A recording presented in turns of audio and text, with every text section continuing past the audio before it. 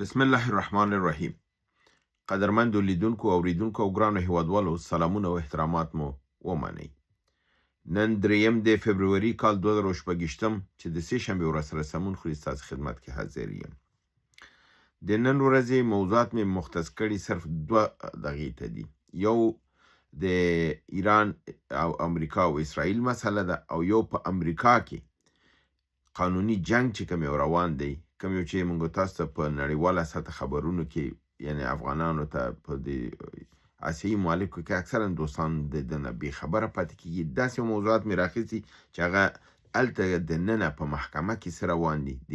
ډونالډ ټرمپ سره څه روان دي، یا د فرضاً د ډونالډ ټرمپ د حکومت د ختمېدلو دلایل او عوامل څه شی دي. دا زه غواړم ستاسو حضور ته وړاندې کړم. په نړیوالو موضوعاتو کې لوی موضوع دا ده چې سټیف ویټکاف د خاص استازی د امریکا د حکومت یا د ډونالډ ټرمپ د نن ورځ چې د سې شنبې ورځ دا به راځي او اسرائیل کې به د نتنیاهو د حکومت سره ګوري او یو خاص پیغام به دوی ته راوړي. د دې پیغام نه پس به د بیا ترکیه کې د سید عباس عراقچي سره ممکنه ملاقات لري او د ایران او د سره به ناسته کیږي. د دې ناستې لپاره امریکا هم خپل اوکې ورکړی ده او د ایران مشر یعنی رئیس جمهور ډاکټر پزشکیان هم دغه کړی دی چې موږ د خبرو ته او مذاکرات ته حاضر یو سره کینو، ځکه دا په وساطت د ترکیې سره کیږي او عربي نړۍ ورپسې ولاړه ده. هغوی وایي چې او ایران باید خبرو ته کینی تر څو د جنگ مخه ونیول شي او جنگ ونشي. په عین حال کې دغه هیئت چې راځي اسرائیل ته ځي، د دې کې دا پیام دوی ته راغلی دی چې امریکا اسرائیل ته ویلي چې موږ د ایران سره خبرو کې مصروف یو او مذاکرات ممکن دي چې وشي، ته به د جنگ نه یو قدم وروسته ځي او د جنگ مسله فی الحال معطل کیږي. د یورانیم او د اتم اسلحې باندې به خبرې کیږي او په دې باندې به دوی یو توافق ته ممکن چې ورسیږي تر څو د جنگ مخه ونیول شي. په عین حال کې 2 لوی کسان چې د جنگ عاملین دي په نړۍ کې، یعنی نتنیاهو او ډونالډ ټرمپ، پرون د 2 د فبروري دواړه په محکمه کې وو. هم نتنیاهو ته بیرته دوسیه خلاصه شوې ده او د قضایا د فساد مالی او اداري دا ورباندې را پرانیستل شوي دي. پرون ټوله ورځ محکمه کې تیره کړې ده او د ډونالډ ټرمپ هم پرون ټوله ورځ په محکمه کې تیره کړې ده. نو دا 2 ډېر لوی موضوعات دي. دغه 2 کسه چې عامل د جنگ دي او نړۍ کې دا کوم یو ګډوډي چې روانه ده، نړۍ د اقتصادي بحران سره مخامخ ده، قدرتونه په حالت د تغییر کې دي، نظامی او سیاسي تغییرات را روان دي. دغه ټولو عامل همدغه 2 کسه دي، یعنی نتنیاهو او ډونالډ ټرمپ. نن نړیوال اسټابلیشمنت، فکر کوم چې نړیوال اسټابلیشمنت ټول دې نتیجې ته رسیدلی لپاره دی چې دا بحران له منځه لاړ شي. که دغه 2 کسه په اساس دغه جنایتونو او جرمونو چې فساد مالی او اخلاقی لري، که دا دواړه محاکمه شي او د قدرت نه لري شي او په یوازې 9 کسان راشي، نو خود به خوده به نړۍ د جنگ نه ووځي او بیرته به یو نارمل حالت ته راشي. نو په دې بابت کې تاسو ته د ډونالډ ټرمپ د محکمې یو 2 قضایې وړاندې کوم، ځکه دا درونی مسایل دي او دا چې زه تاسو ته وایم چې ډونالډ ټرمپ ممکن ده چې د قدرت نه لري شي او جی ډي وینس دغه زیناسته شي او امریکا کې تغییر راشي، دغه دلایل څه شي دي. یو خو تاسو معلومه ده په نامه د جزیرې د اپسټین چې د جیفری اپسټین یو امریکایي،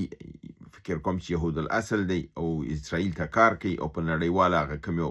اسټابلیشمنت د نړیوال چې جنرال ناصر صدیقي کله کله ریفرنس ورکوي، د هغې توطیې چې نوې اوس دوسیې راوتې دي او تاسو ته معلومه ده چې 3 میلیونه دوسیه بله ورځې خوشې کړلی شو چې هغې کې 1,80,000 عکسونه دي 2000 ویډیوګانې دي او متباقي نور اسناد دي او دې کې د انګلستان د شاهي کورنۍ د مارک شاهي کورنۍ د هالند شاهي کورنۍ عربي ممالک رئیس جمهوران زيلنسکي د همدارنګه د روسیې څوک دي چې په دې کې د فساد او د ټول اوس راوتی دي خو دې کې د حتی د قتل د دوسیو امکانات هم شته چې ممکن په داسې دوسیې هم ویل کېږي چې شته چې د ډونالډ ټرمپ ته کېدای شي د قتل دوسیه چې جوړه شي چې په دغه وخت کې چې په 1995 کې یا فرضاً بیا پس له هغې نه بیا دا رقم دوسیې هلته موجودې دي اوس راځو چې په خپله امریکا کې هم چون ډونالډ ټرمپ ته دا دوسیه دغه موضوعات هم چې راوتي دي دا د اپسټین دغه د دوسیونه راوتي دي د مالی فساد او دای چې دي اوس د نور هم راوځي د دم راوتي دي چې دا کړي دي او دا اسناد اوس دغه کیږي بله ورځ د ډونالډ ټرمپ دوه وکیلانه محکمې ته راغلي وو یعنی دوه اټارني چې دی ورته وایي دی راغلي وو او هلته جارو بحث په دې روانو چې فرضاً ډونالډ ټرمپ چې دی حکم شوی چې دا باید گرفتاره شي او دغه شي تاسو ته معلومه ده چې د ډونالډ ټرمپ د وکیلانو په مقابل کې یو څارنوال چې د حکومت د خوا نه دی د دولت د خوا نه ځکه د دوسیې دی په مقابل کې ډونالډ ټرمپ په مقابل کې د حکومت د خوا نه ده د دولت د خوا نه ده او هلته لوی څارنوال باید د دولت د خوا نه راوړاندې شي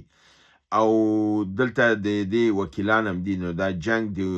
ډونالډ ټرمپ د وکیلانو او د لوی څارنوال ترمنځ دی نو کله چې هلته دوی وړاندې کیږي لوی څارنوال قاضي ته وایي چې موږ د یو سند چې دینه فرضاً د ډونالډ ټرمپ وکیلانو انکار کړی دی او د اوت لاندې کړی دی یعنی د قسم لاندې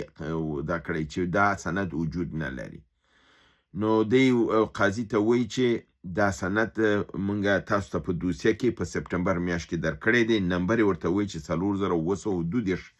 د نمبر دی او دا ایمیل موجود دی چې کوم ایمیل نه دی انکار کوي او دغه انکار په خپله قانوني یو جرم دی د قانون سره دغه دی او د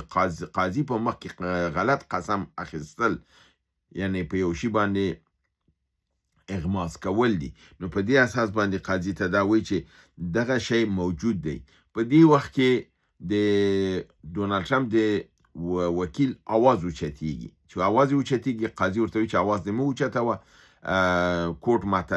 او دې دواړو ته دوی ته وایي چې دغې ته میز ته مخکې راشي د قاضي میز ته راشي چې هلته سره یعنی خبره وکړو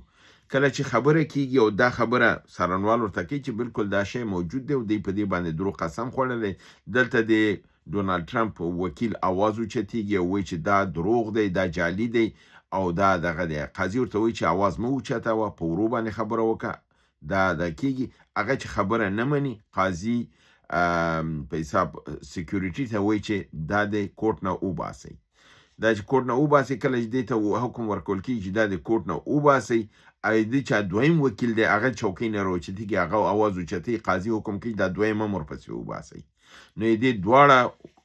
وکیلان د محکمې نه ایستل کېږي او دا دغه کېږي چې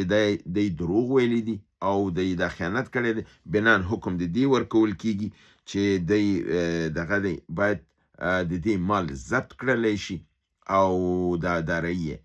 او دا دغه شي په دې حال کې دا وکیلان چې کوم ساعت کې وباسي نو دی روسو چغې وهي چې دا کانګرو کوډ دی کانګرو کوډ هغه کوډ قضا محاکمو ته ویل کېږي چې هغه فرضاً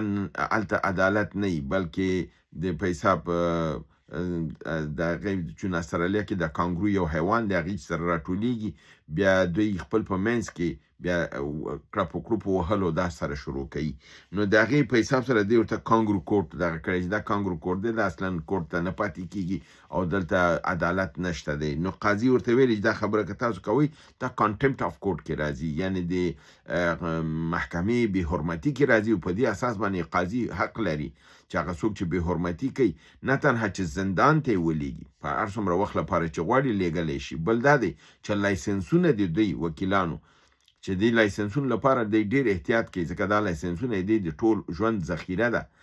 او د دې په اساس دی دا لایسنسونه تللی شي ځکه دا عادي وکیلان هم نه دي دا هغه لوی وکیلان دي چې د هر ساعت په زرهاو ډالرو ارزښت لري یعنی د یو ساعت چې وکیل د هغې سره ځي 10,000 ډالره په یو ساعت باندې دوی اخلي د دوی فیسي نو د دې لایسنس د دې دا کېږي نو قاضي ورته وایي چې د منه مخکې چې زه کانټمپټ اف کورټ کې په تا باندې کوم حکم درکم یا لایسنس درکم دا وځئ دې ځینه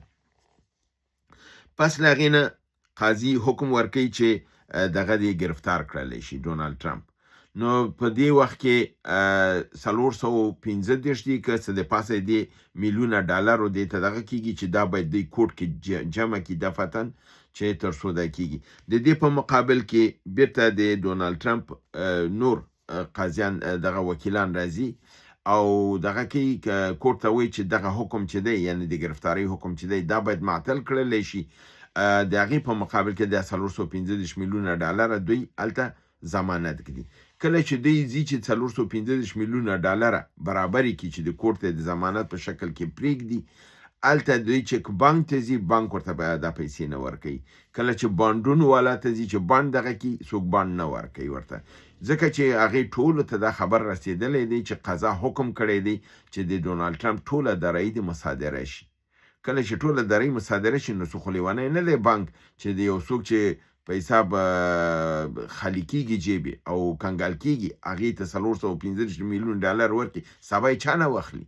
نو د ده لپاره هېڅوک نه حاضرېږي کله چې دا نه حاضرېږي دا پیسې دوی ورکړي نو د قاضي حکم دی خو معطلېدل نه کېږي یعنې دغه چې دا وایي چې دا حکم د معطل کړلی شي تر څو چې دوی دا کړي او دی به دا پیسې دلته کې هغه چې دی دا نه کېږي دا حکم ماتلیږي نه چې حکم نه ماتلیږي حکم دا دی چې نن سې شنبې ورځ چې ده باید ډونالد ټرمپ گرفتار شي دا دغه سناریو ده مګم یو ټکي هلته شته دی چې چون دی رئیس جمهور دی د رئیس جمهور هلته په قانون کې یو دغه لري چې دی د گرفتاری دی نه محفوظ کېدلی شي تر یو وخته پورې مګم دا نشي کېدلی چې بالکل دا دغه شي ممکن چې دغه قضیه د دې کله امپیچمنټ یا د مؤاخذې خواته لاړ شي د ده گرفتاری ممکنه شي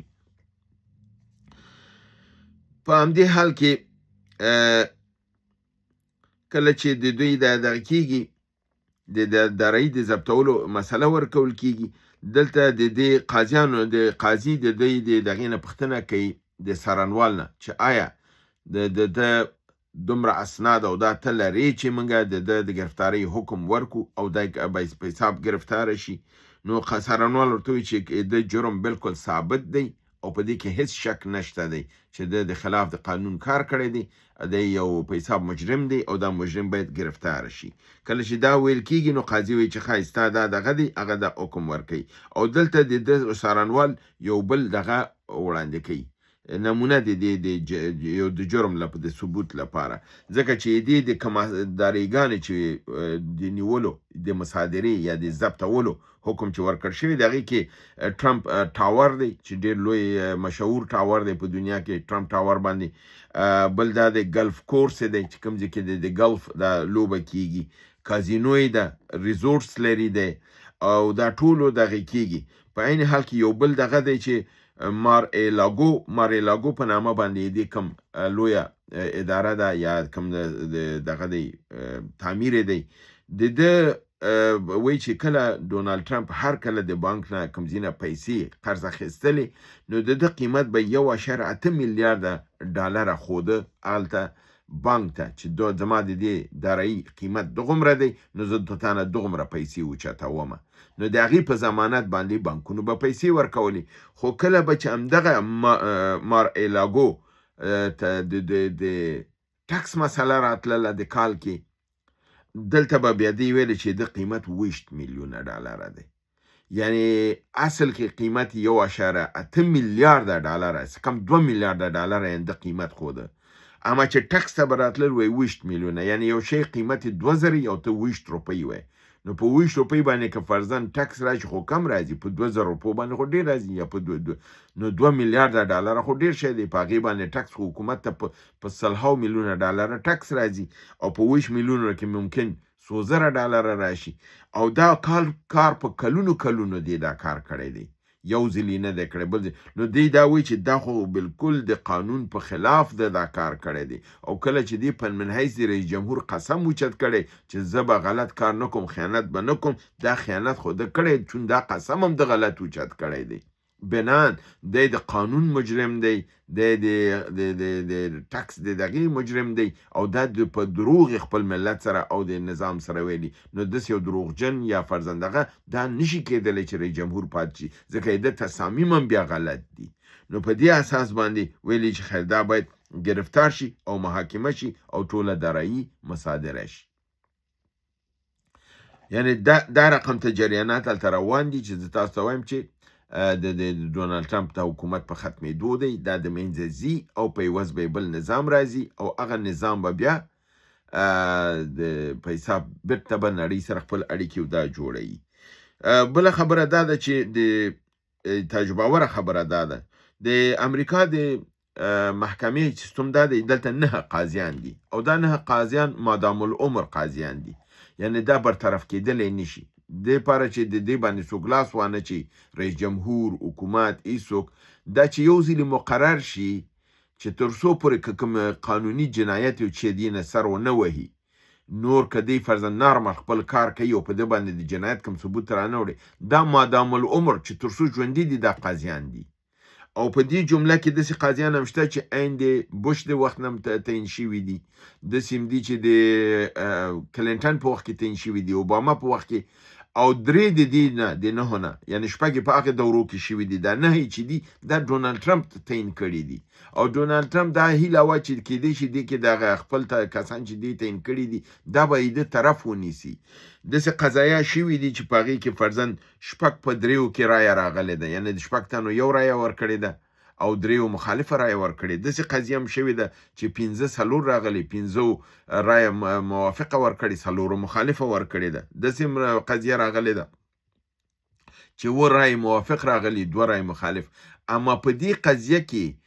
هیڅ اختلاف نه دی راغلی په 9 کې 9 دا حکم کړی دی چې د ټرمپ چې دی دا قانوني مجرم دی د جنایت کړی دی د دروغ ویلی دی د ټکس نغلا کړی دی فساد مالی کړی فساد اخلاقی کړی دی بنان دا باید د مقام نه خپل لرې شي او باید بندي شي او جایداد باید واخیستل شي یعنی یو قاضي هم داسې نه دی چې اختلافي نظر یې ورکړی دا هغه ټکی دی چې ټول وایي چې دا متفقه نظر دی او د دې اساس باندې دا ممکنه نه ده چې دی پاتې شي دا به لرې کیږي نو دغه جریانات ډېر اساس دي دا به زه وخت په وخت تعقیبوم او تاسو ته به وړاندې کوم اخري ټکی دا دی چې پرون د خدیجه ثنا خور مو دا مطلب چې په نړیواله سطح مونږ نشر کړ د هغې ډېر مثبت دغه راغلي دي خلکو واورېدل او ډېرو تایید کړی دی یعنی په 100 کې 95% تاسو ته ویلی شم چې مثبت نظر دی ټول کاملا دغه کړی تایید کړی دی ویلي چې د خویندې که دا رقم بااحساسه خویندې او دا کار کوي ټولو تقدیر کړی دی خو په عین حال کې یو وخت بله خور چې هغه راغلی ده او هغې خپل نظر اظهار کړی دی غواړم هغه تاسو سره شریک کړم په نامه د آمنه سای 471 یو خور ده د لیکلي چې دا لیکونه کوم مرسته نه کوي امریکا ته خطونه باید ونه لیکل شي دې پر ځای باید موږ اسلامي نړۍ ته رجوع وکړو طالبان غیر مسلم ته غوږ نه ږدي که زه تصمیم ګیره وای نو ما هم امریکې ته او روس ته به غوږ نه ویښی او اسلامي امارت هم روس او امریکې ته غوږ نه ږدي بنان موږ باید اسلامي نړۍ ته رجوع وکړو او د دې نه خپل مسایل حل کړو نه د امریکې نه ویلي دي چې د افغانستان حکومت دوی ته احترام نه لري امریکا او روس او دنیا یې ښودلې نو د هغه خور چې په هغه رقم یو احساس سره کار کړی دی او هغه ټولو تقدیر کړی دی داسې خویندې هم لرو چې دا خپله ښیي چې دی هغه توانایي د ذهني کمه ده دا هم د اسلامي نقطې نظر نه غلط موقف دی دا د پیغمبر د خدای د موقف سره مخالف موقف دی او د نړۍ د فعلي شرایطو سره مخالف موقف دی څو دلایل یې تاسو ته وایم یو د کوم اسلامي نړۍ ته موږ رجوع وکړو چې دی وایي چې اسلامي نړۍ ته رجوع کوي هماغه اسلامي نړۍ ته چې ټوله د امریکې غلامه ده نو چې که غلام ته رجوع کوي نو ولې د بادار سره خبره نه کوي چې ته غلام ته رجوع کوي کوم اسلامي نړۍ ته ما ته ښیي چې زه لاړ شم اسلامي نړۍ سره خبرې کوم کوم ماته یو اسلامي نړۍ کې یو اسلامي نړۍ یو رهبر وښیه چې هغه آزاد وي، خودمختار وي او هغه تصمیم نیولی شي او ته چې ته هغې ته لاړ شي هغه ځي بادار سره خبره کوي. نو ته څنګه ماته وایده کوې؟ او بیا ته وایې چې د امریکا او د روس سره خبرې مه کوئ. هماغه امریکا او روس چې تمام ورځ اسلامي امارت کوشش کوي چې د هغوی سره خبرې وکړي او د هغوی نه مرسته واخلي. نو لږ زر عقل و منطق خو خپل وجنګوئ. خبرې ورسره کوئ نه، مګر خیرات ترې نه غواړئ، پیسې ته نه غواړئ، بشري مرسته ترې نه غواړئ، خپل ډیپلوماتیکه چوکۍ ترې نه غواړئ. که نړۍ سره روابط ساتي، لکه څنګه مې سر کې ویلې چې پیغمبر د خدای د یهودو سره او د منافقینو او دوی سره ناست دی. که تاسو د دغې د مدینې پیمان وګورئ، هغه قانون بنیادي قانون دی په اسلامي نړۍ دی چې پیغمبر صلی الله علیه وسلم په هغې کې ټولو سره معاهده شوې ده، هغې ته ټولو ته حقوق ورکړل شوي دي، ټولو سره خبره شوې ده لپاره دی چې د اسلامي قوت جوړ شي. نو څرنګه موږ کولی شو چې دا لوی قوت دغه کو او هغه اسلامي نړۍ چې خپله هېڅ زور نه لري هغې ته لاړ شم. اما هغه څوک چې دنیا ده کې همدا اوس روسیه، که ته روسیې سره وایې زه ورته نه ګورم، نو بیا روسیې سره اړیکې ولې ساتي؟ ولې د خوشحاله چې سفیر دی ورته تللی؟ ولې امریکې ته هره ورځ عذرزاري کوي چې بشري مرستې وکړه، کومک وکړه، پیسې راکړه، ډالر راکړه؟ ډالر ته یې خوشحاله یې، کومک ته یې خوشحاله یې، په دا کېږي. مګر نور چې وایي زه ورسره خبرې نه کوم. چې ته ورسره خبرې ونه کړې، وایي قار فقیر نقص فقیر. چې ته خبرې ونه کړې نقص ستا دی. 4 کاله داسې خپې او لاسونه د ماتو ګوډ دي، دغسې به 10 کاله نور هم ماتو ګوډ به روانې. ته مجبورې نړۍ سره کښېنې خبرې وکړې او ځان برابر کړې تر څو ودرېږي. دا نه عربستان تا سره کومک کولی شو، نه پاکستان، نه اندونیزیا، نه ایران او نه ترکیه، یو هم در سره نشي کولی. یو هم آزاد نه دی، ټول غلامان دي. ته کوم خوب کې ویده یې زما خورې؟ ته زما خورې ته کوم خوب کې ویده یې؟ لږه رایښه شه، لږ د غوږونه ده که دا موقف ستا غیر اسلامي موقف دی، دا موقف ستا غیر قانوني موقف دی، دا موقف ستا خلاف د نړیوالو او مدني او ټولو قوانینو خلاف دی. چې زه خبرې نه کوم، خبرې نه کوې، که ورته ووایې خبرې نه کوم، هغه وایي زه لاره دې وهه. همدغه غربي نړۍ د دغه پاکستان په ذریعه لاره در باندې بندوي، د ایران په ذریعه بندوي، د دغه روسیې در باندې بندوي، خوراک در باندې بندوي. دغه اوس په غزه کې څه روان دي؟ نو دا خو عقل و منطق نه شو که زه اوسم وایي زه دا کار کومه. پیسو ته یې خوشحاله یې، غنمو ته یې خوشحاله یې، غوړو ته یې خوشحاله یې، تیارو چې تیارې اخلي پکې ګرځي خوشحاله یې، موبایل چې د ونه اخیستی دی موبایل ته یې خوشحاله یې. کوم جنس دی چې ته کوم اسلامي نړۍ جوړ کړی دی؟ ټول د کفارو مملکت دی او ټول جنس ستا د کفارو نه دی. هغې ته خوشحاله یې. نور خبرې ورسره نه کوم ځکه عقل و منطق نه لرمه. بې عقل او بې منطقه خبرې همداسې وي لکه دا خور چې کړي دي. نو په دې اساس باندې که موږ خپل خویندې تقدیروو چې څوک درست موقف نیسي، اسلامي موقف نیسي، شرعي موقف نیسي او ملي موقف نیسي، موږ دغه رقم ته کوم خویندې چې کیدای شي دغه نوم غلطي، کیدای شي همدغه د امینې په نوم باندې کوم بل داسې نفر چې مغرض وي، ځکه دا مغرضه نظریات دي، دا اسلامي نظام سره کومک نه کوي بلکې ضرر رسوي، ورته خپې ورته ماتوي. د اسلامي نړۍ سره زمونږ دغه او بیا د خپل د افغانستان د خلکو ته ضرر رسوي، د هغوی په ضرر دی. نو هیله ده چې همدومره به کافي ورته خدای وکړي چې تغییر د نظر وکړي او تجدید د نظر وکړي او لاش لږ مطالعه وکړي او د خپل اول اسلامي مطالعه وکړي، بیا نړیواله مطالعه وکړي، بیا د نړیوالو روابطو باندې وکړي، بیا به خپله دریځ به یې سم شي. هیله ده چې برنامه وګورئ، خوا کې دوستانو سره شریکه کړئ. تر بل برنامې ستاسو حضور ته حاضرېږم. تاسو په لوی پروردګار د عالمیانو سپارم. وما علینا الا البلاغ.